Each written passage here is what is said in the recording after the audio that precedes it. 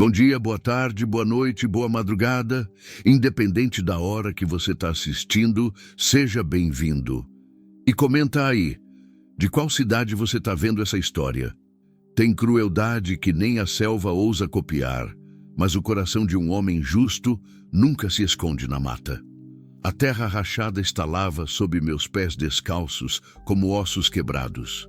O cheiro de poeira seca subia pelas narinas, misturado ao aroma amargo das folhas de pequi que o vento arrastava pelos cerrados de Goiás.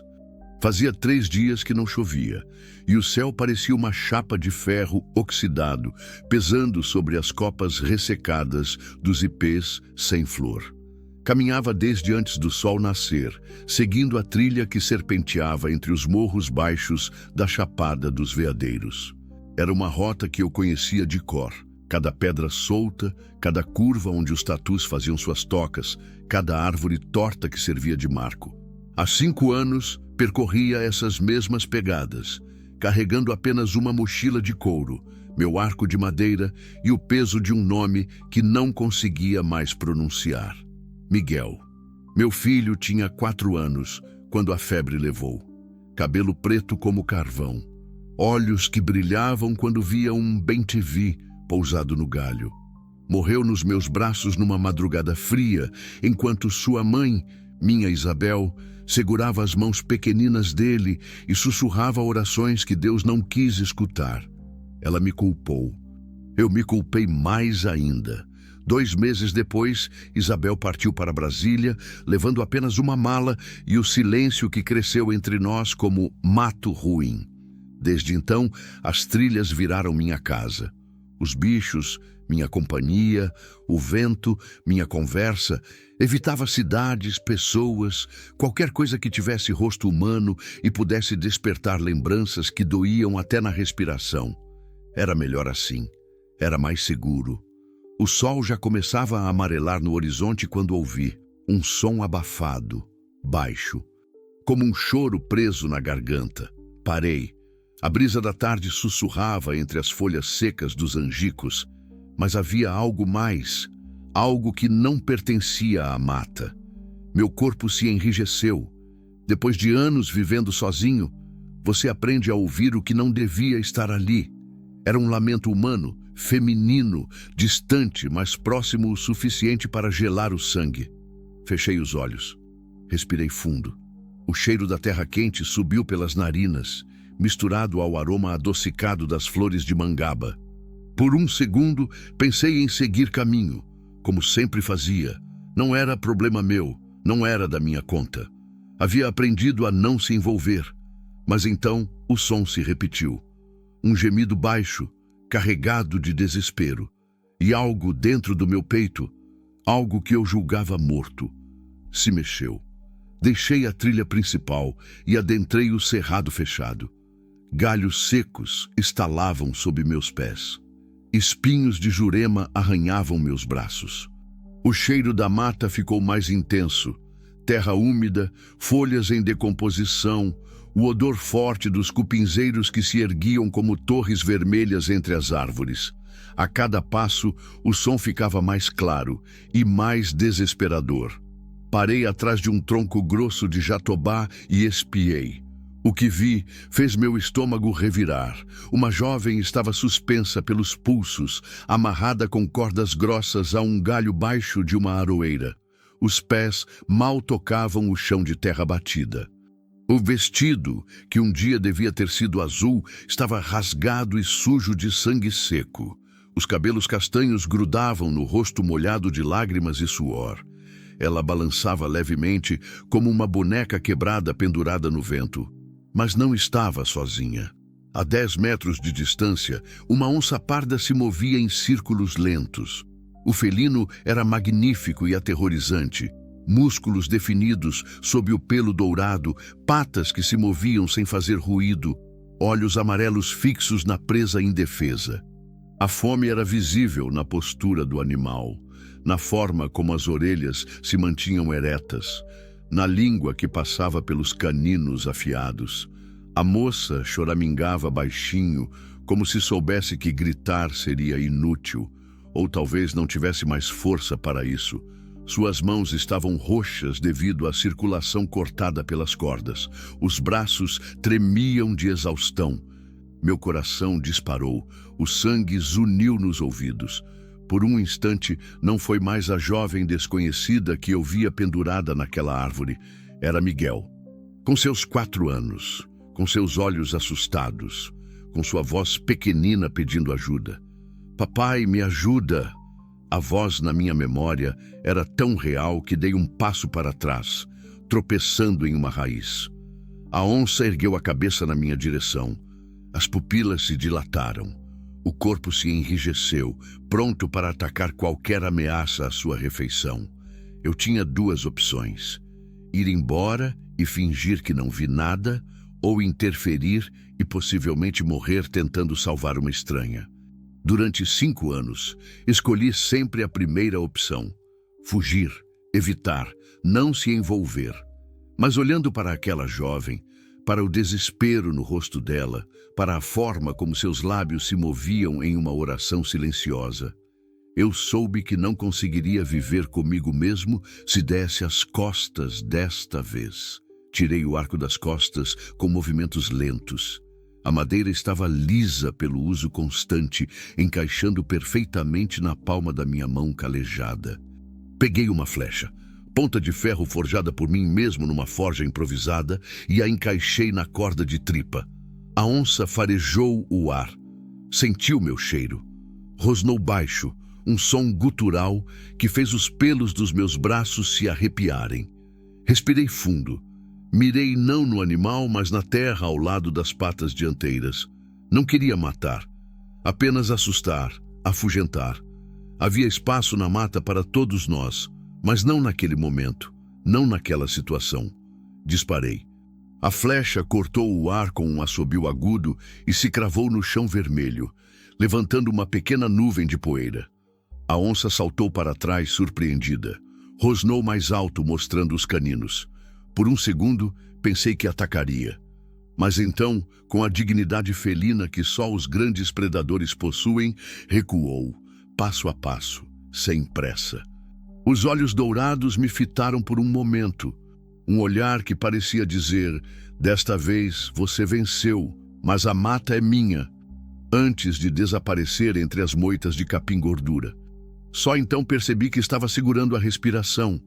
Corri até a jovem. De perto, pude ver que estava ainda pior do que imaginara. Tinha marcas de corda nos pulsos, onde a pele estava em carne viva. O lábio inferior sangrava. Uma das sandálias havia sumido e o pé descalço estava cortado por espinhos. Está tudo bem, murmurei, enquanto desembainhava a faca para cortar as cordas. Já passou. Você está segura? Ela ergueu os olhos para mim. Eram castanhos, como os de Isabel, mas havia algo diferente neles. Não a raiva que vi nos últimos olhares da minha mulher, era gratidão e um cansaço tão profundo que parecia vir da alma. Por favor, sussurrou com a voz rouca, não me deixe aqui. As cordas se romperam e ela desabou nos meus braços. Era mais leve do que esperava, como se a situação tivesse sugado não apenas sua força, mas parte da sua substância. Senti o coração dela batendo descompassado contra meu peito. Como você se chama? Perguntei, erguendo-a do chão. Mariana, respondeu com dificuldade. Mariana Santos. Eu sou... Hesitei. Fazia tanto tempo que não dizia meu nome para alguém. João Acauaçu. Acauaço. Gavião, em tupi. Era assim que meu avô me chamava quando criança, antes de eu esquecer quem era e me perder entre as trilhas. Carreguei Mariana até uma clareira próxima, onde havia uma pequena nascente que eu conhecia. A água brotava da rocha com um som suave, formando uma poça cristalina rodeada por samambaias. Ali, lavei seus ferimentos com cuidado, usando minha camisa como pano. Ela não reclamou, mesmo quando a água tocou os cortes mais fundos. Quem fez isso com você? Perguntei. Mariana fechou os olhos. Uma lágrima escorreu pela face suja de terra. Meu patrão, murmurou, disse que eu precisava aprender com os bichos. A raiva subiu pela minha garganta como bile. Aperte os punhos até as unhas se cravarem nas palmas. Por quê? Esqueci de pôr sal no almoço. As palavras saíram tão baixas que quase não escutei. Mas quando entendi, senti uma fúria que não experimentava há anos. O tipo de raiva que queima por dentro e faz um homem capaz de coisas terríveis. Ele te trouxe aqui? Minha voz saiu mais áspera do que pretendia. Mariana assentiu, sem conseguir me olhar nos olhos. Disse que ia me buscar amanhã, se sobrasse alguma coisa. O silêncio pesou entre nós como uma pedra. O som da água corrente parecia amplificado na quietude da mata. Algum lugar distante, um bem-te-vi cantou sua melodia melancólica. Olhei para Mariana, para seus ferimentos, para o medo ainda estampado no rosto, para a forma como seus ombros tremiam mesmo no calor da tarde, e tomei uma decisão que mudaria tudo. Você não vai voltar para lá, disse. Nunca mais. Ela ergueu os olhos surpresa. Mas eu não tenho para onde ir. Não tenho família, não tenho dinheiro. Tem agora. As palavras saíram antes que eu pudesse pensá-las. Mas quando escutei minha própria voz, soube que era verdade. Pela primeira vez em 5 anos, alguém precisava de mim. E pela primeira vez em 5 anos, eu queria ser necessário. Minha cabana fica a 2 horas daqui, expliquei. Não é luxo, mas é seguro. Você pode ficar o tempo que precisar. Mariana me fitou com uma expressão que não consegui decifrar. Havia desconfiança, compreensível, considerando o que acabara de passar. Mas também havia algo mais, esperança, talvez. Por que você está fazendo isso? Perguntou. Nem me conhece. Olhei para as mãos dela, pequenas e machucadas. Depois para o céu, onde as primeiras estrelas começavam a aparecer entre as nuvens. Como explicar que, ao salvá-la, talvez estivesse tentando salvar a mim mesmo, porque é o certo a fazer? Respondi por fim. E naquele momento, pela primeira vez desde a morte de Miguel, senti que talvez houvesse ainda algum propósito para minha existência neste mundo. A noite caía sobre o cerrado, como um manto negro salpicado de estrelas. Ergui Mariana do chão. Ela mal conseguia ficar de pé e a carreguei nos braços. Era hora de ir para casa. Uma casa que, até aquele momento, era apenas um abrigo vazio, mas que agora, talvez, pudesse voltar a ser um lar. A trilha para minha cabana serpenteava morro acima por entre pedras soltas e raízes expostas. Carregava Mariana nos braços, sentindo o peso leve dela contra meu peito, o calor febril que irradiava de sua pele através do vestido rasgado. A cada passo, seus dedos se agarravam com mais força à minha camisa, como se temesse que eu fosse abandoná-la na escuridão. O luar filtrava-se entre as copas dos pequizeiros, criando sombras dançantes no chão de terra batida. O cheiro da noite era diferente, mais fresco, carregado do aroma doce das flores de paineira que desabrochavam apenas quando o sol se punha. Algum lugar distante, uma coruja buraqueira piava seu chamado melancólico. Está doendo? Perguntei quando senti Mariana se contrair em meus braços. Os pulsos, murmurou ela, a voz fraca como um suspiro. Parece que tem fogo dentro. Parei e a coloquei gentilmente em uma pedra lisa. À luz da lua, pude ver melhor os ferimentos. As cordas haviam cortado fundo na pele delicada dos pulsos. Havia sangue seco, mas também vermelhidão e inchaço que indicavam infecção começando. Tirei da mochila um pequeno frasco de vidro, tintura de barbatimão que eu mesmo preparava com a casca da árvore. Tinha propriedades cicatrizantes que meu avô me ensinara quando ainda era menino. Vai arder um pouco, avisei, pingando algumas gotas nos ferimentos. Mariana cerrou os dentes, mas não reclamou. Apenas fechou os olhos com força e apertou a pedra com as mãos livres. Havia uma força silenciosa nela que me impressionava. Uma resistência que vinha de dentro, forjada talvez por anos de sofrimento. Como você sabia que eu estava lá?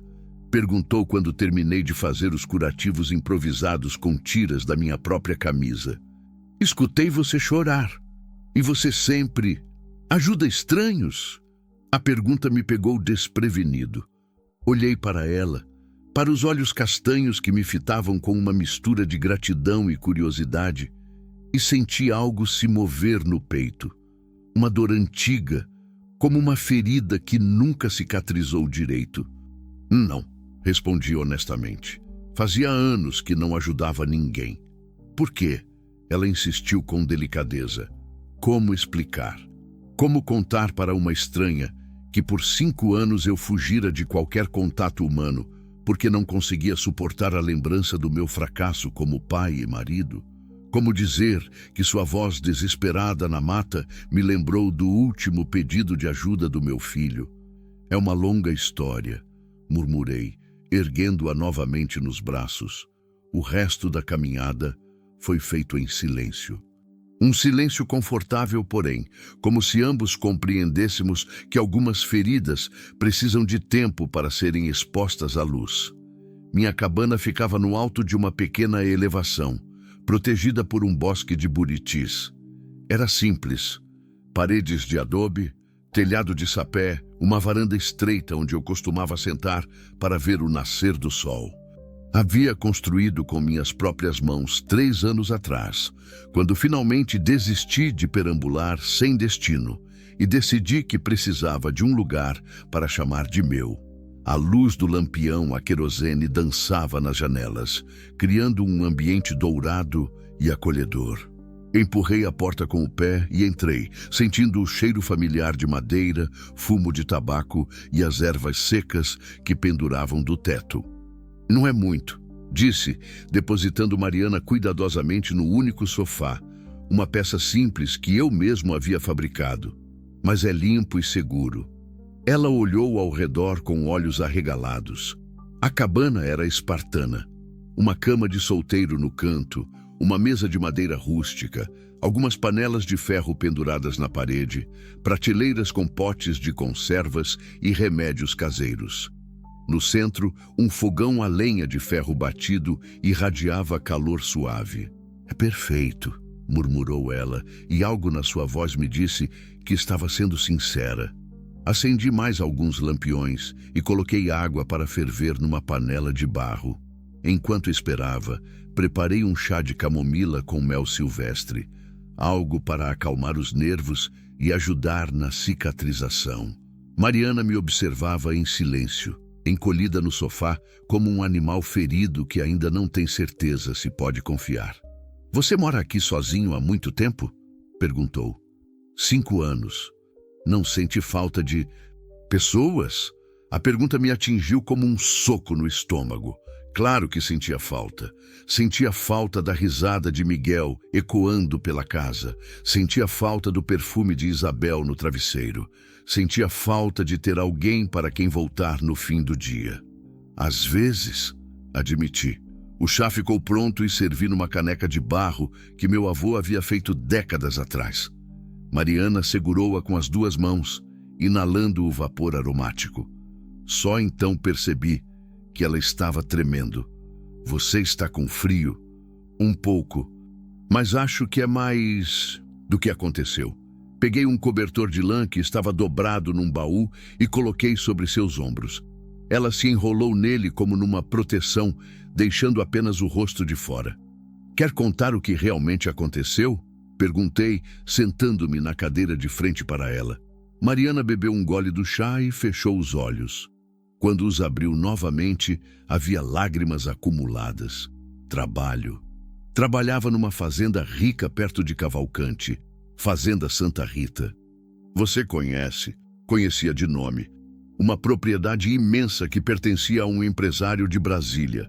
Terreno do tamanho de uma cidade pequena, com casa-sede que mais parecia palácio e gado de raça caríssima. Conheço, confirmei. Era cozinheira lá. Acordava às 4 da manhã para preparar o café. Fazia almoço para 15 pessoas. Limpava a cozinha até brilhar. Tudo por um salário que mal dava para pagar o aluguel do meu quartinho nos fundos da propriedade. Sua voz estava ficando mais firme conforme falava, como se desabafar fosse libertando o medo preso na garganta. E hoje, incentivei. Hoje esqueci de temperar o feijão tropeiro. As lágrimas começaram a escorrer.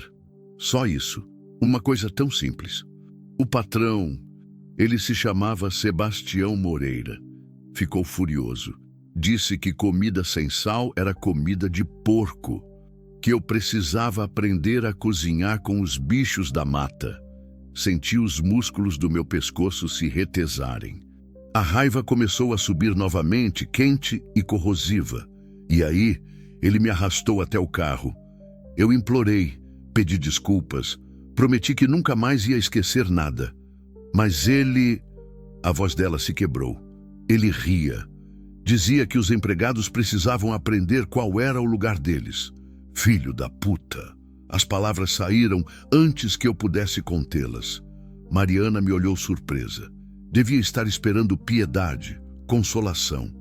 Não a raiva crua que eu sentia queimando no peito. Me levou até aquele lugar na mata, continuou. Amarrou meus pulsos naquela árvore e disse que ia voltar amanhã para ver se a onça tinha me ensinado alguma coisa. Ou se não sobrara nada para ensinar. O chá esfriava na caneca entre suas mãos, lágrimas pingavam no cobertor, formando pequenas manchas escuras na lã. Fiquei lá horas, desde o meio da tarde, rezando para alguém aparecer, ou para morrer logo, sem sentir dor. Não fala assim, disse, surpreendendo-me com a firmeza da minha própria voz. Por quê? Ela me encarou. O que eu tenho para viver? Não tenho família. Meus pais morreram quando eu tinha 16 anos. Desde então, só trabalhei para gente rica e cruel. Nunca tive um namorado de verdade, nunca tive uma casa minha, nunca conheceu alguém que se importasse de verdade com você. Completei. Nossos olhares se encontraram. Havia algo ali, um reconhecimento mútuo de feridas similares. Duas pessoas que haviam perdido a fé na bondade do mundo. É, sussurrou ela. Exatamente. Levantei-me e fui até a janela. Lá fora, a noite era absoluta. Nem mesmo os grilos cantavam. Era como se o mundo inteiro estivesse segurando a respiração. Sebastião Moreira, repetiu o nome. Ele mora na fazenda? Às vezes. Tem uma casa em Brasília também. Por que você quer saber? Não respondi imediatamente. Estava pensando, calculando, lembrando-me de certas habilidades que havia aprendido com meu avô e que nunca imaginei que voltaria a usar. Só curiosidade, menti. Mas não era curiosidade. Era algo bem mais perigoso. Era o despertar de uma parte de mim que estava adormecida há 5 anos. A parte que não sabia perdoar certas crueldades. João? A voz de Mariana me trouxe de volta. Sim, obrigada. Por me salvar. Por me trazer aqui. Por não ter expectativas. Expectativas? Você sabe. Ela baixou os olhos. Homem que ajuda a mulher sozinha na mata geralmente quer alguma coisa em troca. A observação me atingiu como um tapa. Claro, ela tinha razão em desconfiar. Quantas vezes uma mulher nas condições dela não havia sido salva de um perigo apenas para cair em outro? Eu não sou assim, disse. Eu sei. Ela me olhou novamente e havia certeza nos olhos castanhos. Não sei como sei, mas sei. Fiquei quieto sem saber o que responder. Fazia tanto tempo que alguém confiava em mim que havia esquecido como isso se sentia. Você pode dormir na minha cama, ofereci. Eu fico no sofá. Não precisa, eu posso... Não é discussão. Minha voz saiu mais áspera que pretendia. Você está machucada e em choque. Precisa de uma noite de sono decente. Mariana assentiu, compreendendo que seria inútil argumentar. Ajudei-a a se levantar e a acompanhei até a cama. Ela se deitou por cima das cobertas, ainda enrolada no cobertor de lã. João? Chamou quando estava apagando os lampiões. O que foi? Como você perdeu seu filho? A pergunta me pegou completamente desprevenido. Fiquei parado no meio da cabana, com o lampião na mão, sentindo o mundo girar ao meu redor. Como você sabe que eu tive um filho? Você falou o nome Miguel quando me viu pendurada na árvore.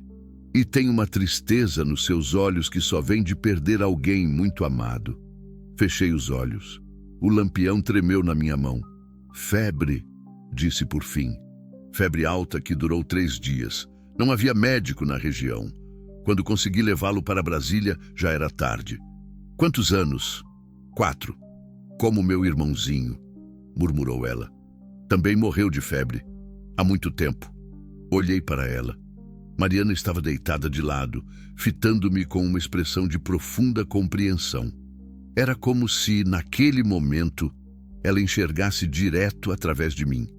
Por isso você me salvou, disse com certeza. Porque viu nele em mim. Não neguei. Não consegui.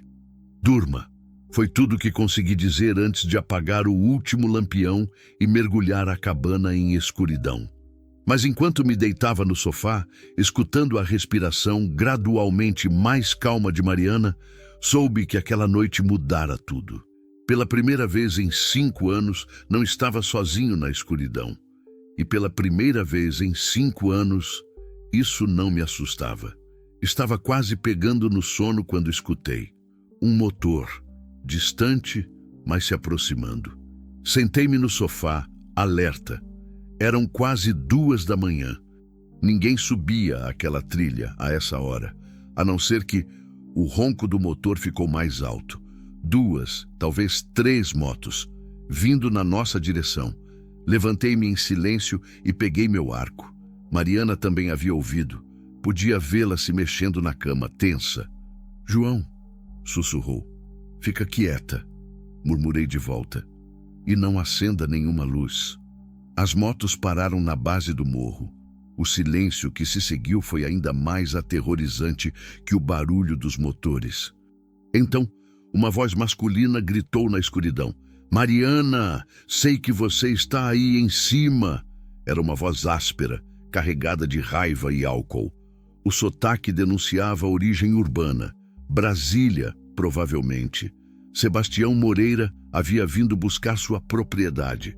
E você, índio desgraçado, continuou gritando, devolveu minha empregada ou vai ter problema.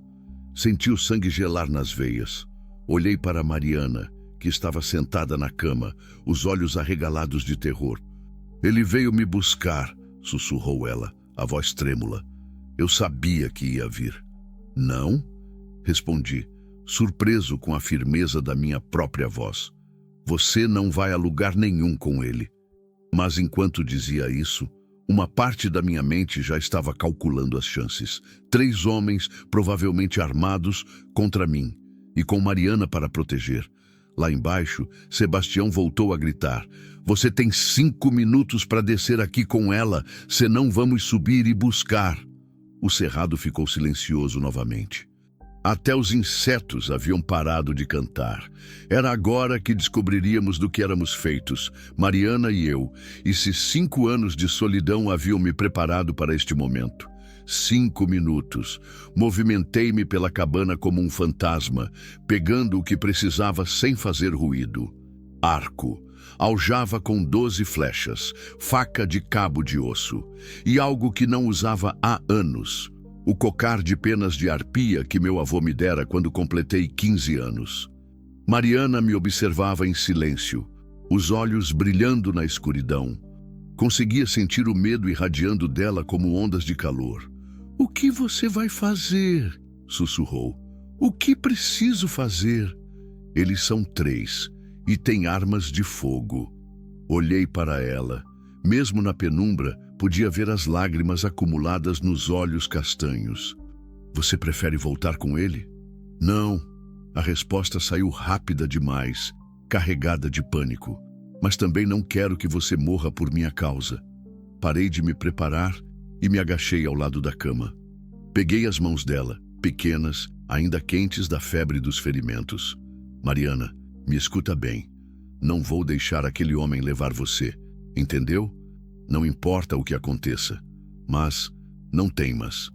Minha voz saiu mais firme que me sentia. Há 5 anos que vivo fugindo de tudo, de responsabilidade, de conexão, de fazer o que é certo. Esta noite, isso acaba. Ela me fitou com uma intensidade que me desarmo, como se estivesse tentando gravar meu rosto na memória. E se você não voltar? A pergunta ficou suspensa no ar como fumaça. Lá fora, escutei o som de passos na terra seca. Estavam subindo a trilha. Vou voltar, prometi. Mas se algo der errado, você conhece a mata melhor agora. Segue a trilha que descemos hoje, mas no sentido contrário. Quando chegar na estrada, para qualquer carro e pede ajuda. João, promete. Prometo. Levantei-me e caminhei até a porta. Antes de abri-la, coloquei o cocar. As penas de arpia desceram pelas minhas costas como uma cascata negra. Senti algo antigo despertar dentro de mim. Algo que vinha do sangue, dos ossos, da terra vermelha onde nasci. João, Mariana chamou uma última vez. Que foi? Não seja herói, seja esperto. Sorri na escuridão. Era o primeiro sorriso genuíno que esboçava em 5 anos. Vou tentar ser os dois. Abri a porta e saí para a varanda. A lua estava alta, banhando o cerrado em prata. Os 3 homens subiam a trilha com lanternas, as luzes dançando entre as árvores como vagalumes perdidos. Sebastião vinha na frente, um homem alto, barrigudo, de boné e camisa social mesmo na mata. Atrás dele, 2 capangas de aparência rude.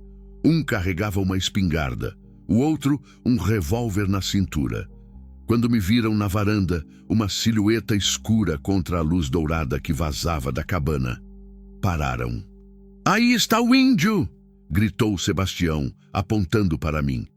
Onde está minha empregada, seu selvagem? Não respondi.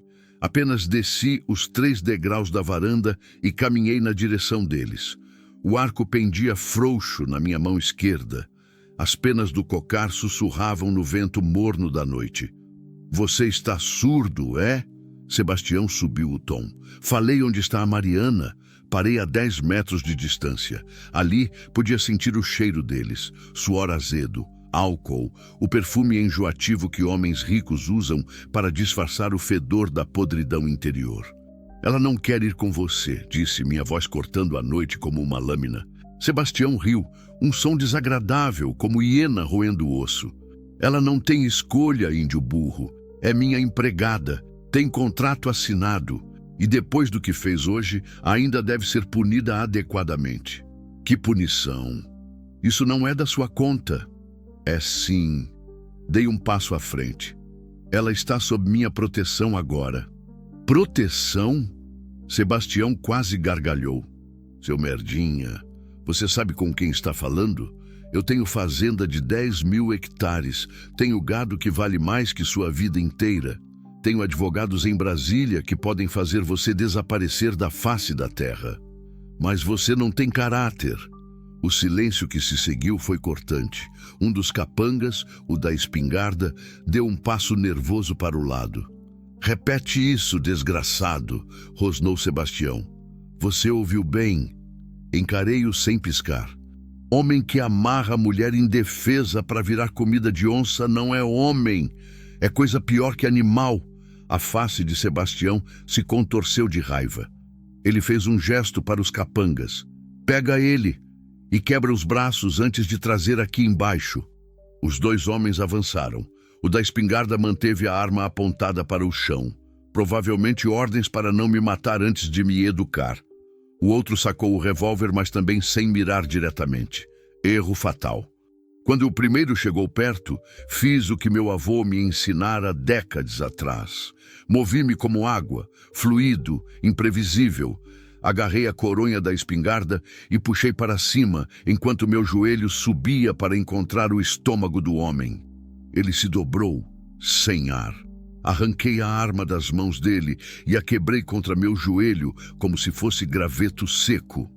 O segundo capanga levantou o revólver, mas eu já estava rolando para o lado. A lua se perdeu atrás de uma nuvem. Na escuridão repentina, tornei-me sombra. Circundei-o por trás e pressionei a ponta da minha faca contra seu pescoço. "Larga a arma", sussurrei no ouvido dele. O revólver caiu na terra com um ruído surdo. "Agora deita de bruços e não se mexe." Ele obedeceu, tremendo.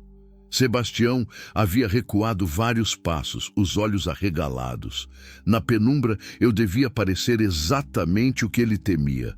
Um selvagem emergindo das profundezas da mata para cobrar uma dívida de sangue. Você está louco?" gaguejou. "Sabe o que vai acontecer quando eu contar isso para a polícia? Conte o que quiser." Caminhei na direção dele, devagar. "Mas primeiro, você vai me escutar. Fica longe de mim.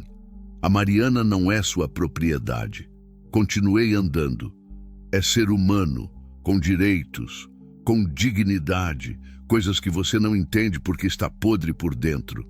Eu pago ela, dou casa, comida." Você a explorava, humilhava, e hoje tentou matá-la por causa de uma pitada de sal.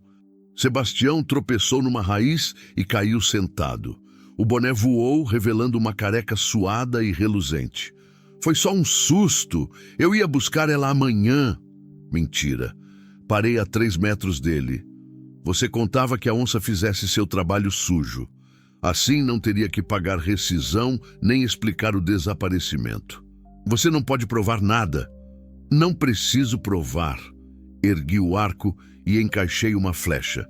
"Só preciso garantir que você nunca mais vai machucar ela. Ou qualquer outra pessoa." A ponta da flecha brilhou na luz da lua que voltou a aparecer. Sebastião fez que se levantou, mas parou quando viu que eu estava mirando seu peito. "Você não vai me matar", disse, mas a voz trêmula desmentiu a bravata. "Você não é assassino." "Não", concordei, "mas sou protetor. E às vezes, proteger significa eliminar a ameaça. Eu tenho família, filhos. Que tipo de exemplo você dá para eles?" A pergunta o atingiu como um tapa. Vi algo se quebrar nos olhos dele, talvez a primeira fagulha de consciência que tivera em anos. Eu posso mudar." "Pode." Baixei ligeiramente o arco. "Pode sair da vida da Mariana para sempre. Pode pagar a ela tudo que deve. Salários atrasados, rescisão, indenização pelos ferimentos. E pode pensar 2 vezes antes de maltratar outro ser humano." "E se eu fizer isso?" "Você me deixa ir?" Olhei para ele. Um homem de meia idade, acostumado a mandar e ser obedecido, agora encolhido no chão como criança assustada. Não senti pena, mas também não senti o desejo de derramar sangue. "Se fizer isso, nossa conversa termina aqui. Mas se você ou qualquer pessoa, amando seu aparecer perto da Mariana novamente..." Deixei a ameaça suspensa no ar. "Entendi." Ele se levantou devagar, limpando a terra do paletó. "Entendi perfeitamente." "Ótimo. Agora vão embora. E levem essas armas com vocês." Os 2 capangas se levantaram, recolheram os pedaços da espingarda quebrada e o revólver. Não me olharam nos olhos enquanto faziam isso. Sebastião deu alguns passos na direção da trilha, depois parou. Posso perguntar uma coisa?" "Pode." "Por que você fez isso? Por que arriscou a vida por uma estranha?" A pergunta ficou ecoando na noite. Lá em cima, na cabana, uma luz se acendeu. Mariana devia estar esperando, preocupada. "Porque é isso que homens de verdade fazem", respondi por fim. "Protegem quem não pode se proteger." Sebastião assentiu lentamente, como se finalmente entendesse alguma coisa fundamental sobre si mesmo. Então se virou e desceu a trilha, seguido pelos capangas. Escutei o ronco das motos se afastando até se perder completamente na distância. Só então percebi que estava tremendo, não de medo, mas de uma adrenalina misturada com algo que não sentia há muito tempo. A satisfação de ter feito a coisa certa, de ter sido o homem que Miguel teria orgulho de chamar de pai. Voltei para a cabana. Mariana estava na varanda, envolvida no cobertor, os olhos brilhando de lágrimas. "Você voltou", sussurrou. Prometi que voltaria. E eles se foram, para sempre. Ela desabou nos meus braços, soluçando. Não de tristeza, mas de alívio. Um alívio tão profundo que parecia vir de dentro dos ossos. Verdade? Perguntou entre lágrimas. Não vão voltar? Não vão voltar. Ficamos ali abraçados na varanda, sob a luz da lua e o vasto silêncio do cerrado. Duas pessoas feridas que haviam encontrado, uma na outra, algo parecido com cura. Pela primeira vez em 5 anos, não me senti sozinho no mundo. E pela primeira vez em muito tempo, Mariana não se sentia como propriedade de ninguém. Éramos livres. Mas a liberdade, descobriríamos nas próximas semanas, era apenas o começo da nossa jornada. Os primeiros raios de sol entraram pela janela da cabana como dedos dourados, despertando-me devagar. Havia dormido melhor que em anos. Um sono profundo, sem pesadelos, sem o rosto de Miguel me assombrando nos sonhos. Pela primeira vez em muito tempo, o silêncio da manhã não pesava como chumbo no peito. Mariana ainda dormia na minha cama, encolhida sob o cobertor como um animal em hibernação. Os ferimentos nos pulsos já mostravam sinais de melhora. As bordas das feridas estavam rosadas, cicatrizando. Havia preparado mais tintura de barbatimão na noite anterior, mas deixaria que ela dormisse mais um pouco. Acendi o fogo baixinho, preparei café na lata velha e saí para a varanda com a caneca fumegante. O cerrado despertava ao meu redor. Um bem-te-vi cantava sua melodia matinal no pé de pequi, uma família de coatis atravessava a clareira em fila indiana, as abelhas jataí já trabalhavam nas flores de ipê que desabrochavam entre as folhas secas. Havia algo diferente naquela manhã, não apenas na paisagem, mas em mim, como se algo enferrujado dentro do peito tivesse começado a se mexer novamente. Bom dia. Virei-me. Mariana estava na porta, enrolada no cobertor, o cabelo desarrumado emoldurando o rosto, ainda inchado do sono. Bom dia. Como estão os pulsos? Melhor. Ela sentou-se ao meu lado na varanda. Você dormiu no sofá? Dormi. Desculpa. Hoje eu durmo no sofá. Você volta para sua cama. Não é necessário. É sim. Sua voz tinha uma firmeza nova. Você já fez demais por mim. Não vou tomar sua cama também. Ofereci minha caneca de café. Ela aceitou e bebeu um gole, fazendo uma careta. Forte. Ah, café de sertanejo. Ou é forte ou não é café. Ela riu. Um som baixinho, mas genuíno. Era a primeira vez que a escutava rir. Posso perguntar uma coisa? Disse após alguns minutos de silêncio confortável. Pode. Como você aprendeu a lutar daquele jeito? Ontem à noite, foi como se você virasse outra pessoa. A pergunta me transportou décadas no tempo. Eu tinha 7 anos quando meu avô, Raoni Akauassu, veio morar conosco. Ele era o último da nossa linhagem que ainda se lembrava dos costumes antigos, das histórias que os brancos tentaram apagar dos livros. Meu avô, respondi. Ele me ensinou que um homem tem 3 responsabilidades: proteger a terra, proteger a família e proteger os indefesos. Para isso, precisa saber lutar. Mas lutar com sabedoria, não com raiva. E você sempre soube que era Apache? Minha bisavó era Apache, meu avô, Tupi. Eu sou mistura de muitas coisas. Olhei para as montanhas distantes, mas o sangue da terra corre nas minhas veias e a terra ensina que tudo é conectado. Mariana assentiu, como se entendesse perfeitamente. Minha avó era descendente de índios também, Funiô, do interior de Pernambuco. Ela dizia que eu tinha olhos de onça. Quando ficava brava, viravam dourados. Olhei para ela. Os olhos eram castanhos, mas havia algo felino na forma como observava o mundo. Sua avó tinha razão. Passamos a manhã em tarefas simples. Mariana insistiu em ajudar, apesar dos ferimentos. Lavamos roupas no riacho que corria atrás da cabana, estendemos no varal de bambu que havia construído anos atrás. Ela preparou uma sopa de mandioca com carne seca, enquanto eu consertava o telhado, onde algumas telhas haviam se deslocado com o vento. Era estranho ter companhia. Estranho e reconfortante ao mesmo tempo. Por 5 anos, meus únicos companheiros haviam sido os bichos da mata e as vozes dentro da minha cabeça. Agora havia alguém para dividir o peso do silêncio, para dar sentido às pequenas tarefas do dia a dia. João, Mariana me chamou na hora do almoço. Que foi? Você tem foto do seu filho? A pergunta me atingiu como soco no estômago. Parei de mastigar e fitei o prato. Não trouxe nada quando vim para cá, deixei tudo para trás. Mas você lembra dele?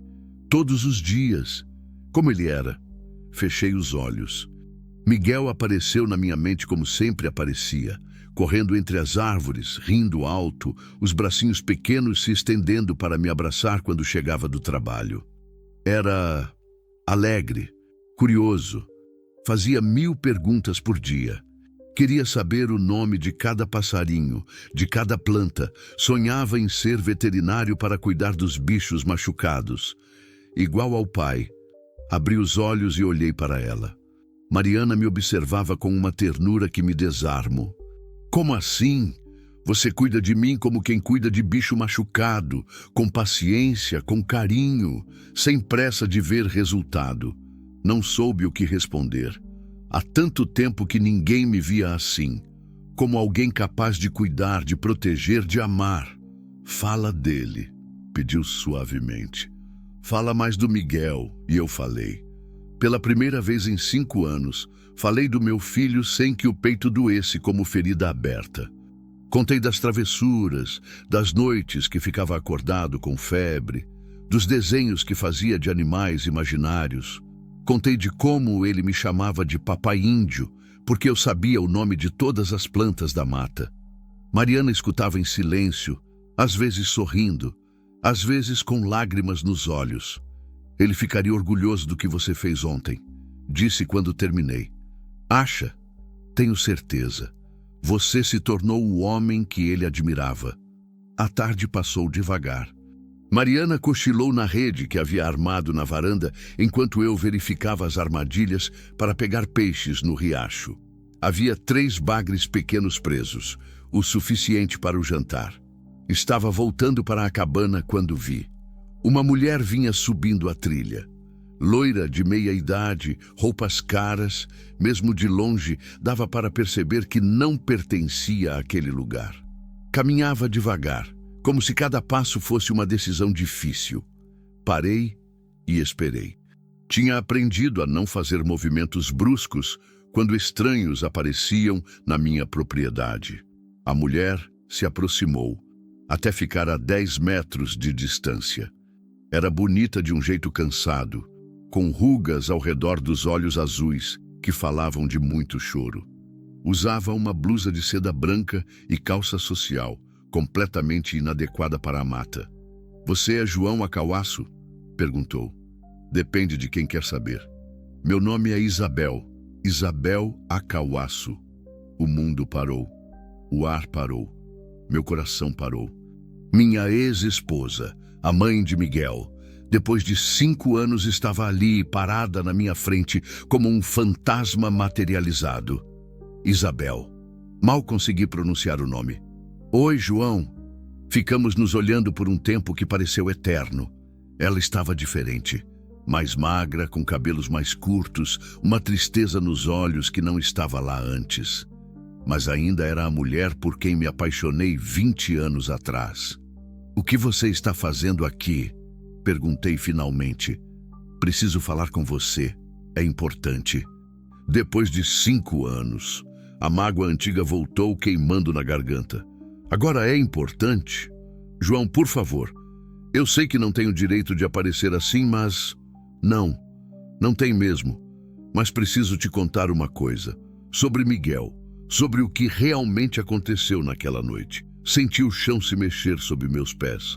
Na varanda da cabana, Mariana havia acordado e nos observava com preocupação. O que você quer dizer com o que realmente aconteceu? Isabel respirou fundo, como quem se prepara para mergulhar em águas profundas. Miguel não morreu de febre, João. Ele foi envenenado. O mundo desabou. O quê? Alguém colocou veneno na comida dele, na papinha que eu mesma preparei. Descobri há 6 meses, quando a polícia prendeu o verdadeiro culpado. Minhas pernas fraquejaram. Sentei-me numa pedra, tentando processar as palavras que acabara de escutar. A quem? Minha voz saiu como um rosnado. Meu irmão, Carlos. As lágrimas desceram pelo rosto dela. Ele estava com dívidas de jogo. Muitas dívidas. E havia feito um seguro de vida em nome do Miguel sem eu saber. Se a criança morresse, ele receberia o dinheiro como beneficiário. O sangue zuniu nos meus ouvidos. Carlos, o cunhado que sempre achei estranho, que aparecia em casa em horários esquisitos, que sempre parecia estar precisando de dinheiro. Você sabia? Perguntei. Não, ela gritou. Juro que não sabia. Quando descobri, quase enlouqueci, por isso demorei tanto para vir te procurar. Precisava ter certeza, precisava que ele confessasse tudo. E confessou? Confessou. Está preso. Vai ficar 20 anos na cadeia. Fiquei em silêncio, tentando reorganizar 5 anos de culpa, 5 anos de autoacusação. Se Miguel não morreu de febre, se não foi minha negligência, por que você não me disse nada na época? Perguntei. Por que me deixou acreditar que a culpa era minha? Porque eu também achava que era culpa nossa. Isabel soluçou. Achava que não tínhamos cuidado bem dele, que não tínhamos levado ao médico a tempo. Só descobri a verdade quando Carlos tentou fazer a mesma coisa com o filho de outra pessoa. Mariana havia descido da varanda e caminhava na nossa direção. Parou a alguns metros, respeitando o momento, mas deixando claro que estava ali se eu precisasse. Isabel, disse depois de um longo silêncio, por que você veio me contar isso agora? Porque você tinha direito de saber. E porque... Ela hesitou. Porque ainda te amo, João. Sempre amei. Sei que estraguei tudo quando fui embora, sei que te machuquei, mas pensei que talvez, agora que sabemos a verdade, talvez pudéssemos tentar de novo. Olhei para Isabel, para a mulher que dividiu comigo os melhores e piores momentos da minha vida, para a mãe do meu filho, para alguém que durante 15 anos foi minha companheira de jornada. Depois olhei para Mariana, para a mulher que eu havia salvado, que estava me salvando de volta, para alguém que representava não o passado, mas a possibilidade de um futuro. E soube que, pela segunda vez em 2 dias, teria que tomar uma decisão que mudaria tudo. Isabel, disse devagar, obrigado por me contar a verdade, por me tirar essa culpa dos ombros, mas não posso voltar. Não somos mais os mesmos pessoas de 5 anos atrás. Você seguiu sua vida, eu segui a minha. E ela? Isabel olhou para Mariana com uma mistura de curiosidade e ciúme. Faz parte da sua vida agora? Faz. Você a ama? A pergunta ficou suspensa no ar como fumaça. Olhei para Mariana, para os olhos castanhos que me fitavam com uma expressão de compreensão absoluta. Ela sabia que eu teria que escolher, e sabia que qualquer que fosse minha escolha, ela respeitaria. Sim, respondi. Amo. Isabel assentiu lentamente, como se já esperasse essa resposta. Então eu vou embora. Mas antes, você me perdoa? Por ter ido embora quando você mais precisava de mim? Você também estava sofrendo, disse. Não há nada a perdoar. Ela se aproximou e me beijou na testa. Um beijo suave, como uma bênção. Seja feliz, João. Miguel ia querer que você fosse feliz. Depois se virou e desceu a trilha, desaparecendo entre as árvores como havia aparecido. Mariana se aproximou e sentou-se ao meu lado na pedra. Está tudo bem? Perguntou suavemente. Está. E percebi que era verdade. Pela primeira vez em 5 anos está tudo bem. Ela parecia boa pessoa. Era, mas pertence ao passado. E eu? Mariana me olhou com vulnerabilidade. Ao que eu pertenço. Peguei a mão dela, pequena e quente entre as minhas. Ao presente, ao futuro, ao que vier pela frente. Ela sorriu, e naquele sorriso vi tudo o que precisava ver. A verdade sobre Miguel havia me libertado da culpa. A escolha por Mariana me libertou do passado. Agora, finalmente, podia viver o presente sem carregá-lo como fardo. Mas a vida, descobriria em breve, ainda tinha mais lições para me ensinar. 3 semanas se passaram como água corrente. Mariana e eu havíamos encontrado um ritmo, uma dança silenciosa de pequenos gestos e cuidados mútuos. Ela cozinhava pratos que eu não comia há anos, farofa de banana, pacu assado com temperos que sua avó Fournier lhe ensinara. Eu lhe mostrava os segredos da mata, quais plantas curavam, quais feriam, como ler os sinais que os bichos deixavam na terra. Os ferimentos dos pulsos haviam cicatrizado completamente, deixando apenas 2 linhas rosadas que ela cobria com pulseiras de sementes que fizemos juntos. Mas havia outras marcas que não se viam, as do coração, e essas precisavam de um tipo diferente de cura. Era uma manhã de segunda-feira quando ela acordou gritando. Corri da cozinha para o quarto e a encontrei sentada na cama, o corpo coberto de suor frio, os olhos fixos em algo que só ela podia ver. Tremia como folha no vento. Mariana! Sentei-me ao lado dela, tocando seu ombro gentilmente. Foi pesadelo, você está segura. Ele estava aqui, sussurrou, a voz rouca.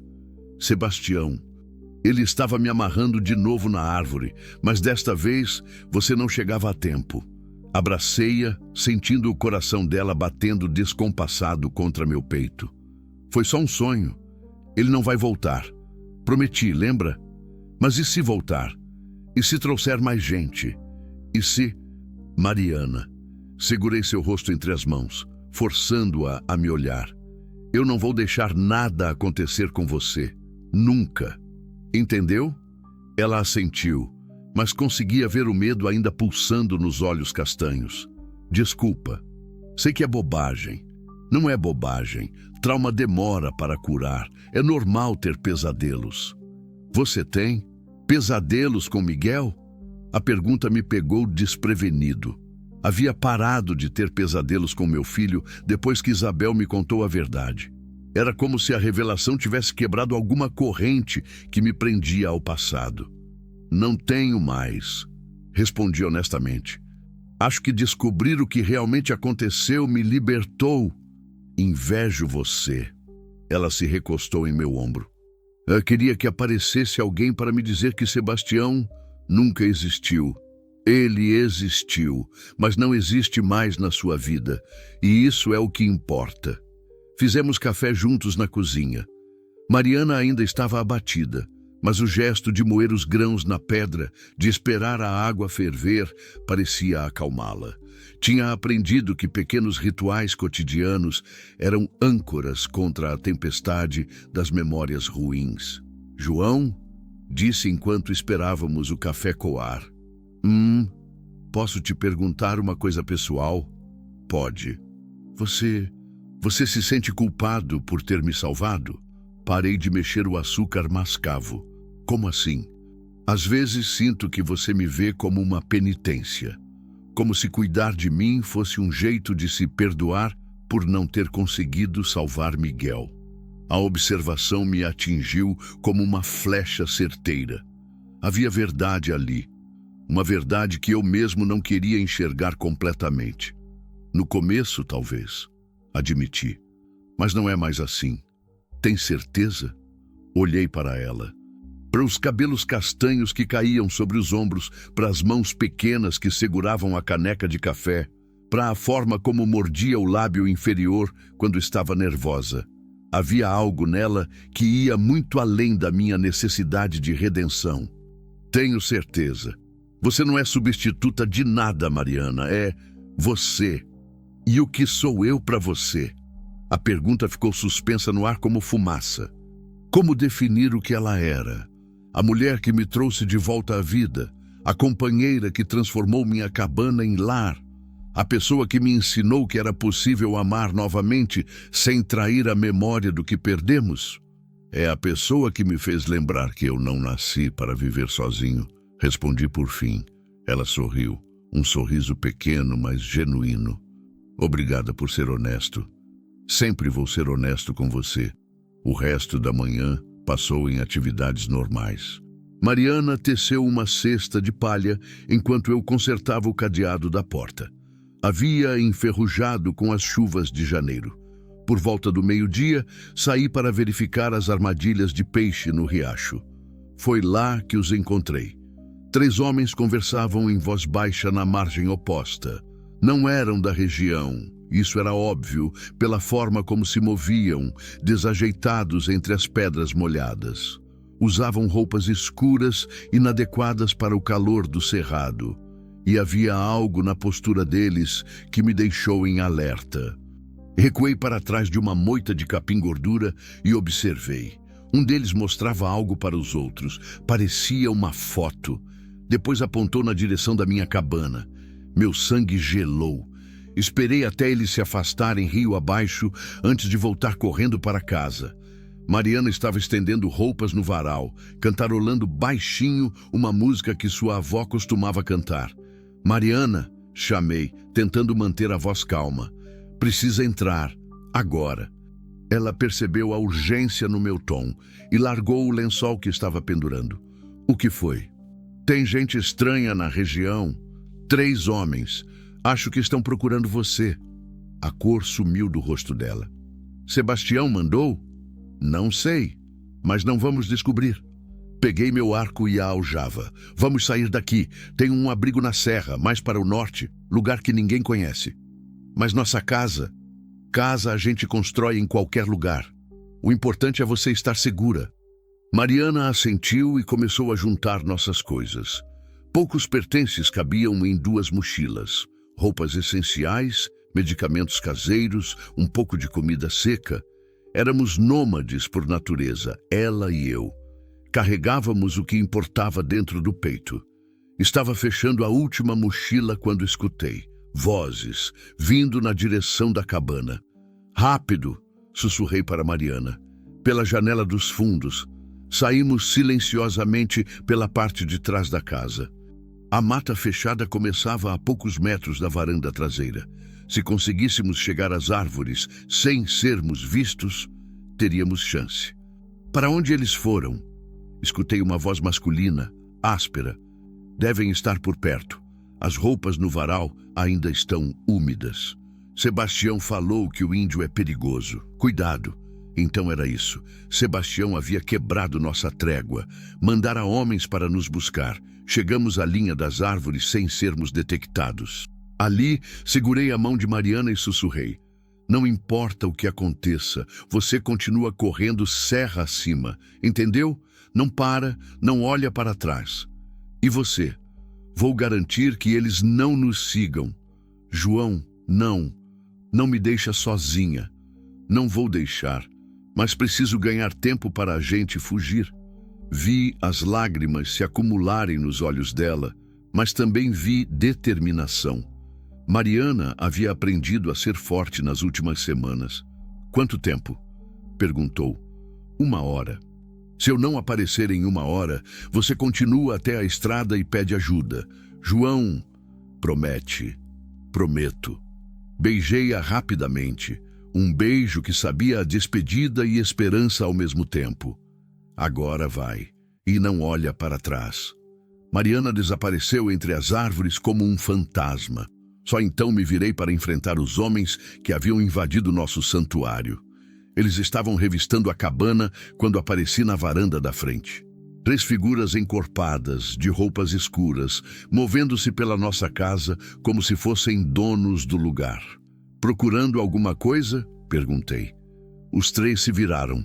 O que parecia ser o líder, um homem careca, de óculos escuros, deu um passo à frente. Você deve ser o João. Sebastião Moreira mandou lembranças. Achei que tínhamos um acordo.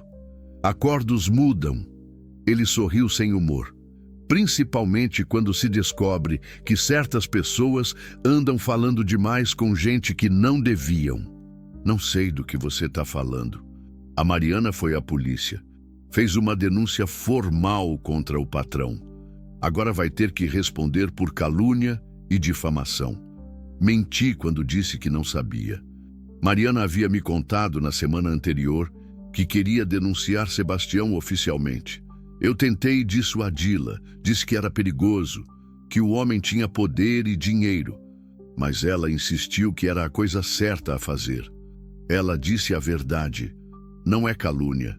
Isso vai ser decidido na justiça. Nosso trabalho é só trazê-la de volta. Ela não vai. Ah, vai sim. O homem fez um sinal para os companheiros. Do jeito fácil ou do jeito difícil? Então vai ser do jeito difícil. Peguei o arco que havia deixado encostado na parede da varanda. Os 3 homens sacaram armas, 2 pistolas e um revólver, mas estavam a mais de 15 metros de distância, e homens da cidade não sabem atirar direito em alvos móveis.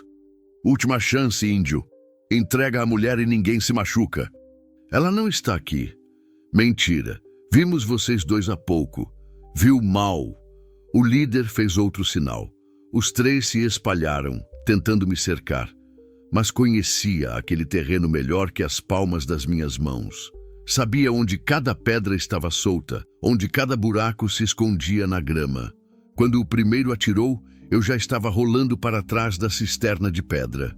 A bala ricocheteou no concreto, levantando faíscas. Ergui-me num movimento fluido e disparei. A flecha atingiu o ombro do atirador, que gritou e deixou a arma cair. "Filho da puta!" rosnou o líder. "Pega ele!" Os outros 2 avançaram, disparando sem mirar direito. Eu me movia entre as árvores como sombra, aparecendo e desaparecendo, usando cada tronco como proteção. Era meu elemento, meu território. A segunda flecha atingiu a coxa do homem da esquerda. Ele também caiu, segurando a perna e xingando alto. Restava apenas o líder. Ele parou de atirar e gritou: "Está bem, você venceu, vamos embora!" Mentira, murmurei para mim mesmo. E estava certo. Quando saí de trás de uma árvore, ele estava esperando, a pistola apontada diretamente para meu peito. "Agora sim", disse com um sorriso venenoso. "Onde está a mulher?" "Longe daqui. Vou perguntar uma última vez, e eu vou dar a mesma resposta." Ele apertou o gatilho. Eu me joguei para o lado, mas não foi rápido o suficiente. Senti a bala rasgar a pele do braço esquerdo, queimando como ferro em brasa. Rolei atrás de uma pedra grande, o sangue escorrendo entre os dedos. "Te peguei!" gritou o homem. "Agora vai falar onde ela está ou vou te encher de chumbo." Olhei para o ferimento. Não era grave. A bala havia apenas raspado, mas doía como o inferno e limitava meus movimentos. "Está ouvindo, índio? Saiu correndo igual covarde?" Não respondi. Estava calculando distâncias, ângulos. Tinha apenas uma flecha restante. Uma chance. Respirei fundo. Pensei em Miguel, que teria orgulho de ver o pai protegendo alguém. Pensei em Mariana, correndo serra acima, confiando em mim para garantir sua segurança. Pensei em quem eu era e em quem escolhia ser. Saí de trás da pedra num movimento explosivo. O homem estava recarregando a pistola. Erro fatal. Minha última flecha voou pelos 15 metros que nos separavam e se cravou no ombro direito dele. Ele gritou e largou a arma. Corri até onde ele estava caído e peguei a pistola. "Agora você vai me escutar", disse apontando a arma para ele. "Você e seus amigos vão sair da minha terra e nunca mais voltar. Vão dizer para Sebastião que a próxima vez que mandar alguém atrás da Mariana, eu não vou mirar no ombro, entendeu?" "Entendi", gemeu o homem, segurando o ferimento. "E uma coisa a mais. Se algum de vocês pensar em vir atrás dela depois que eu morrer, deixei instruções com pessoas na cidade. Qualquer coisa que aconteça com a Mariana, vocês vão ser os primeiros suspeitos." Era mentira, mas ele não sabia disso. Entendi, repetiu. Ótimo. Agora some da minha vista antes que eu mude de ideia. Os 3 homens se arrastaram até onde haviam deixado os carros, 2 sedãs pretos estacionados na estrada de terra. Em 10 minutos haviam sumido numa nuvem de poeira vermelha. Só então permiti que meu corpo relaxasse. A adrenalina foi embora de uma vez, deixando-me tonto e nauseado. O ferimento no braço latejava como dente inflamado. Subi a serra correndo, seguindo as pegadas quase invisíveis que Mariana havia deixado na terra. A encontrei escondida atrás de uma formação rochosa, abraçada aos próprios joelhos, tremendo. Acabou, disse, sentando-me ao lado dela. Eles foram embora. Você está sangrando. Ela viu o ferimento no meu braço. É só um arranhão. Mentiroso. Mas havia alívio na voz dela. Deixa eu ver. Mariana rasgou uma tira do próprio vestido e fez um curativo improvisado. Suas mãos tremiam, mas eram gentis, precisas. Vai precisar de pontos, disse. Depois a gente vê. Agora temos que sair daqui. Para onde? Olhei para as montanhas que se estendiam ao norte, cobertas de mata fechada e nuvens baixas. Para longe, para um lugar onde ninguém vai nos encontrar. E depois? Depois a gente decide o que fazer com o resto das nossas vidas. Mariana segurou minha mão boa. Juntos? Juntos. Pegamos nossas mochilas e começamos a caminhar. Atrás de nós, a fumaça de uma queimada distante subia para o céu como uma oração. À frente, as montanhas nos aguardavam com seus segredos e promessas de recomeço. Não sabia o que encontraríamos lá em cima, mas sabia que encontraríamos juntos. E às vezes é tudo que importa. 6 meses depois. A cabana nova era menor que a anterior, mas tinha algo que a outra nunca teve. Foi construída por 4 mãos, com amor compartilhado em cada tábua encaixada, cada telha posicionada. Ficava num vale escondido entre picos rochosos, alimentada por uma nascente cristalina que brotava da própria montanha. Nenhuma estrada chegava até ali, nenhum carro subia àquela altitude. Era acessível apenas por trilhas que conhecíamos de cor, trilhas que havíamos aberto juntos, passo a passo. O ferimento no meu braço havia cicatrizado, deixando uma marca que Mariana beijava todas as noites antes de dormirmos. Cicatriz de herói, ela dizia, sorrindo. Eu não me sentia herói. Apenas um homem que havia encontrado algo pelo que valia a pena lutar. Mariana mudara também. Os pesadelos haviam se tornado raros, aparecendo apenas quando o tempo estava muito úmido ou quando trovejava forte. Mas agora, quando acordava assustada, eu estava ali. E ela sabia que eu sempre estaria.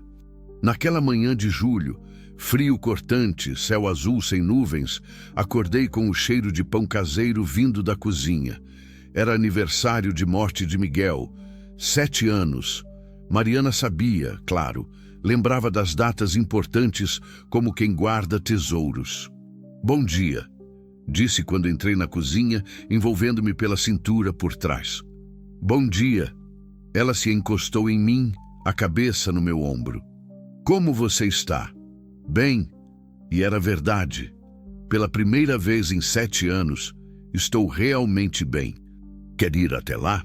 Lá era o pequeno memorial que havíamos construído numa clareira próxima. Uma pedra lisa onde gravei o nome de Miguel, cercada por ipês amarelos que plantamos no primeiro mês. Mariana sugerira que fosse um lugar de celebração, não de luto. Um lugar para lembrar da alegria que meu filho trouxe ao mundo, não apenas da dor da sua partida. Quero, mas depois do café. Comemos em silêncio confortável. O pão estava perfeito, dourado por fora, macio por dentro, com mel silvestre que colhíamos dos ninhos abandonados nas rochas. Mariana havia se tornado padeira excepcional, entre outras coisas que descobria a cada dia. João, disse quando terminamos. Preciso te contar uma coisa. Algo no tom da voz me fez prestar atenção total. Ela brincava com as migalhas no prato, evitando meu olhar. Que foi? Estou grávida. O mundo parou. O vento parou. Meu coração parou. Tem certeza? Tenho. Faz 2 semanas que não menstruo. E ontem de manhã vomitei. Milhões de emoções explodiram dentro do meu peito ao mesmo tempo. Alegria, terror, esperança, medo. A perspectiva de ser pai novamente depois de perder Miguel era ao mesmo tempo a coisa mais maravilhosa e mais aterrorizante que podia imaginar. Como você está se sentindo? Perguntei. Com medo. Ela finalmente me olhou. E se eu não souber ser mãe? E se algo der errado? E se... Mariana. Levantei-me e me ajoelhei ao lado da cadeira dela.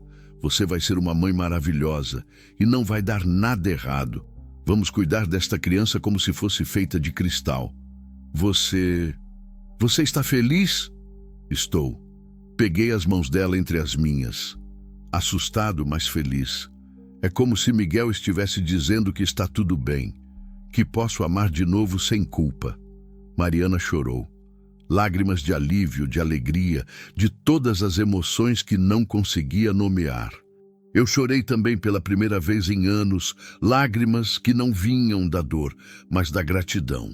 Quando nasceu meu primeiro filho, disse limpando os olhos, eu achava que o amor de pai era finito, que se amasse outro filho, seria menos amor para Miguel.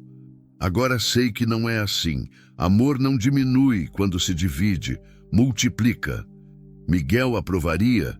Aprova. Olhei pela janela para as montanhas cobertas de nuvens baixas. Sinto isso aqui. Toquei o peito. Ele aprova. Fomos até o memorial de tarde. Os ipês estavam floridos, criando uma chuva dourada que dançava no vento. Sentamos na grama macia e ficamos ali em silêncio, cada um com seus pensamentos. Miguel, disse em voz alta, algo que nunca havia feito antes. Essa é a Mariana, a mulher que me trouxe de volta à vida.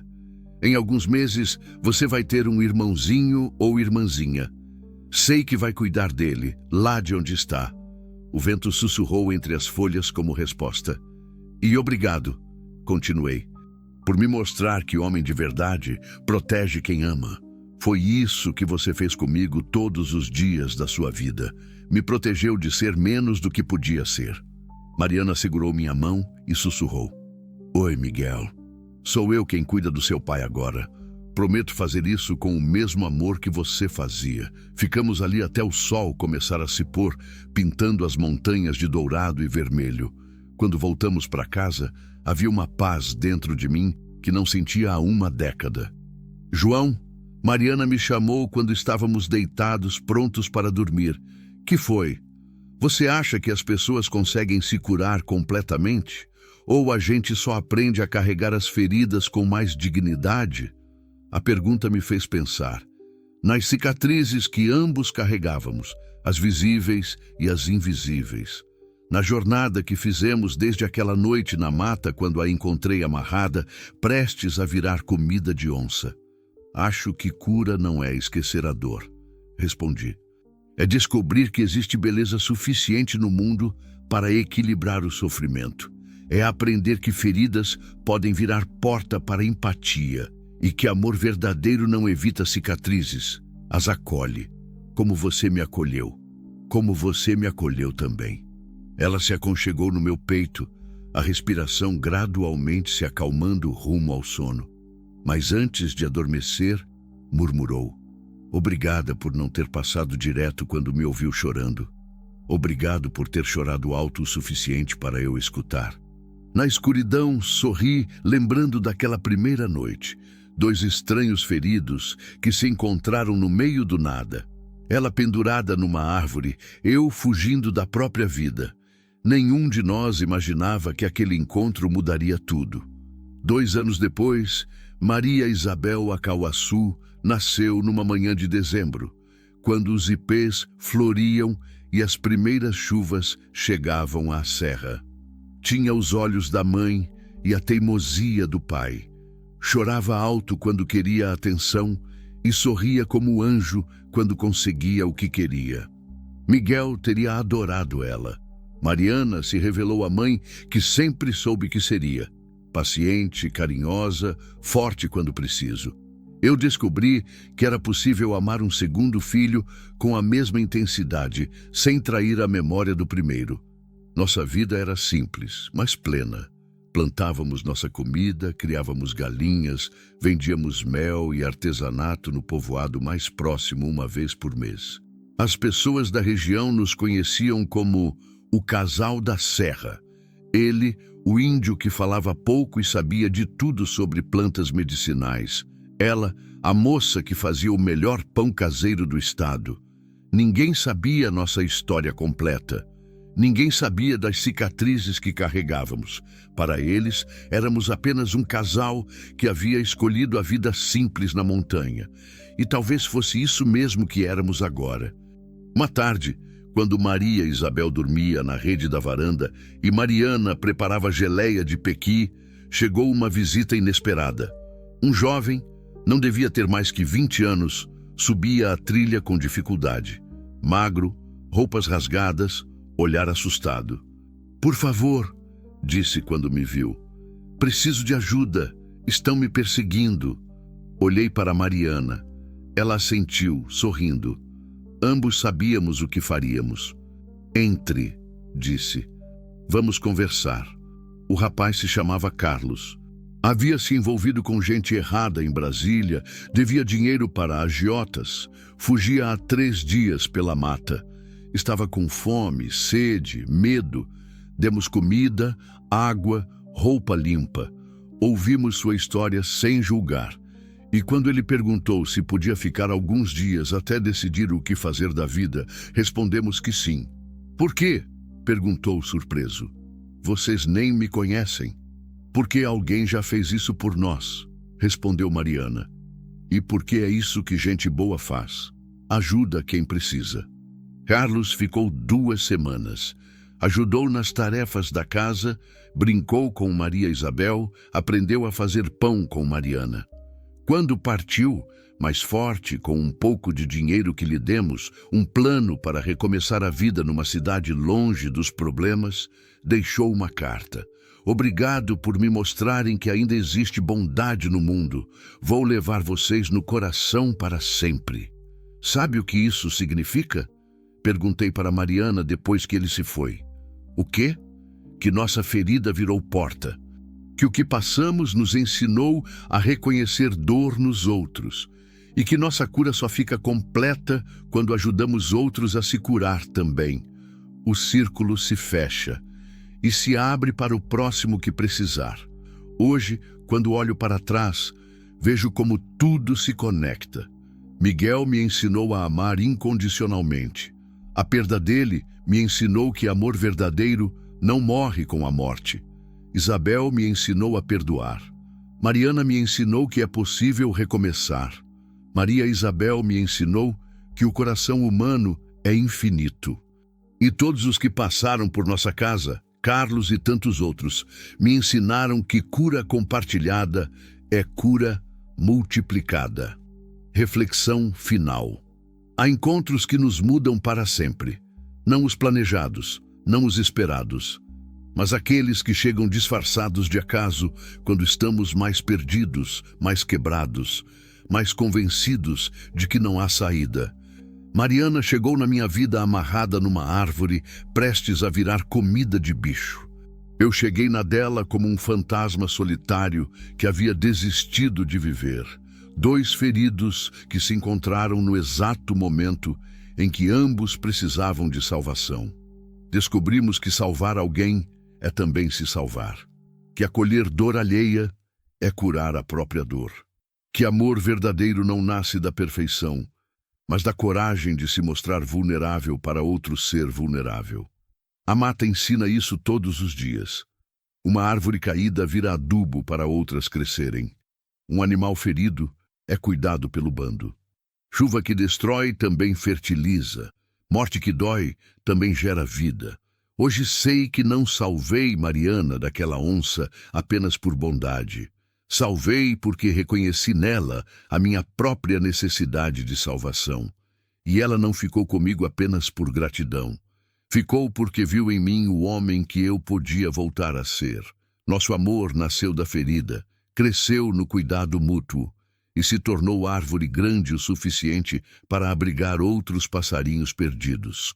Se você está lendo isso e se reconhece em alguma parte da nossa história, se já se sentiu amarrado numa árvore esperando o pior, ou se já passou por alguém precisando de ajuda e fingiu que não viu, saiba que não é tarde para mudar o final. Existe sempre alguém precisando ser salvo e alguém precisando salvar. Às vezes, são a mesma pessoa. O mundo está cheio de gritos silenciosos que só coração atento consegue escutar, de lágrimas que só olhos lavados pela própria dor conseguem enxergar, de mãos estendidas que só quem já estendeu a própria sabe reconhecer, seja o Apache solitário que para quando escuta o choro, seja a Mariana que confia quando merece confiança, seja o encontro que salva duas vidas ao mesmo tempo, porque no final das contas não importa se somos índios, brancos, ricos, pobres, feridos ou curados. Importa se somos humanos o suficiente para ver que a dor do outro é também nossa dor e que a cura do outro é também nossa cura. O silêncio que cura não é a ausência de som, é a presença de quem escuta com o coração.